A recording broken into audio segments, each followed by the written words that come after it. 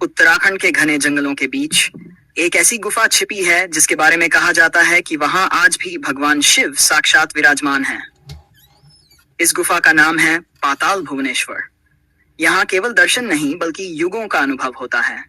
कहते हैं ये गुफा केवल एक गुफा नहीं बल्कि समय की सुरंग है। जहां आप एक बार प्रवेश करते हैं तो केवल वर्तमान नहीं, सतयुग, त्रेता युग, द्वापर और कलयुग, चारों युगों की ऊर्जा को महसूस कर सकते हैं। ये गुफा धरती के नीचे लगभग 90 फुट गहराई में स्थित है। बाहर से देखने पर एक सामान्य छेद दिखता है, लेकिन जैसे जैसे आप नीचे उतरते हैं वैसा अनुभव होता है जैसे कोई शक्ति आपको किसी रहस्य की ओर खींच रही हो। इस गुफा का उल्लेख स्कंद पुराण में भी मिलता है, जहां कहा गया है कि यह स्थान पवित्रता और चेतना की पराकाष्ठा है।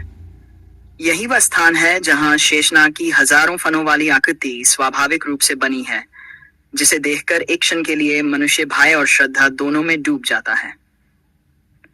गुफा के भीतर आपको भगवान गणेश का कटा हुआ सिर भी दिखाई देता है, जिसे शिव ने स्वयं अपने हाथों से काटा था और जो आज भी उस गुफा में सुरक्षित मौजूद है। माना जाता है कि यही वह स्थान है जहां पांडवों ने अपने जीवन के अंतिम दिनों में आकर तप किया था और मोक्ष प्राप्त किया। कहते हैं कि गुफा में ब्रह्मा, विष्णु और महेश की त्रिमूर्ति, भगवान काल भैरव, हनुमान, गरुड़ और अनेक देवी देवताओं की आकृतियां स्वयं प्रकट हैं। कोई मूर्तिकार नहीं, कोई इंसानी हाथ नहीं, केवल प्रकृति और ईश्वरीय शक्ति ने इन स्वरूपों को जन्म दिया है।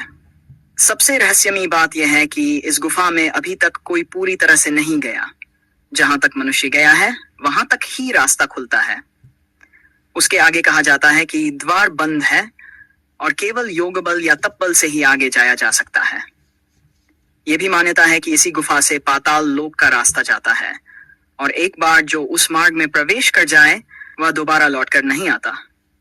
इसीलिए इसे पाताल भुवनेश्वर कहा गया, यानी पाताल में स्थित शिव का निवास स्थान।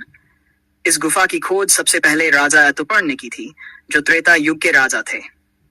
वह जब यहाँ पहुंचे तो उन्हें एक दिव्य प्रकाश दिखाई दिया और उन्होंने अनुभव किया कि कोई उन्हें भीतर बुला रहा है।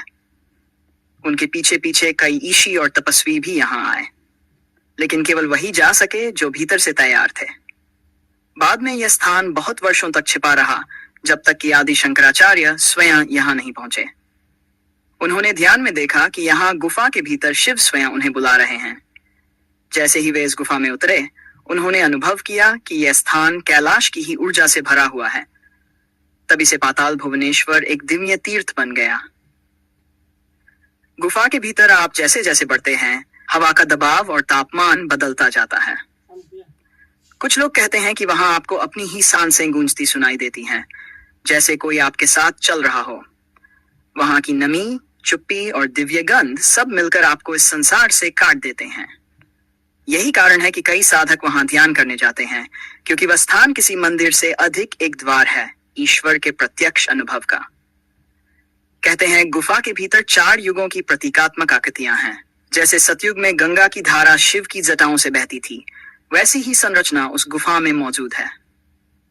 त्रेता युग की वह रेखा जिसमें राम ने शिवलिंग की स्थापना की थी, द्वापर का वह चिन्ह जहां कृष्ण ने कालिया नाग को पराजित किया था, और कलयुग का प्रतीक एक काली छाया जो हर दिन और गहरी होती जाती है। कुछ संतों का कहना है कि यह गुफा केवल एक स्थान नहीं बल्कि एक चेतना है। यदि कोई साधक भीतर सच्चे हृदय से ध्यान करे तो उसे शिव की झलक मिलती है। गुफा में एक स्थान ऐसा है जहां से जल की बूंदें निरंतर टपकती हैं। यह जल किसी स्रोत से नहीं आता, ऊपर कोई दरार नहीं, कोई जल स्रोत नहीं, फिर भी वह बूंदें लगातार गिरती रहती हैं। यह जल शिव के त्रिनेत्र का प्रतीक माना गया है और उस स्थान को शिव के नेत्रों का निवास कहा जाता है। कई लोग कहते हैं कि यहाँ पर कैमरा ले जाने से तस्वीरें बिगड़ जाती हैं या डाटा करप्ट हो जाता है।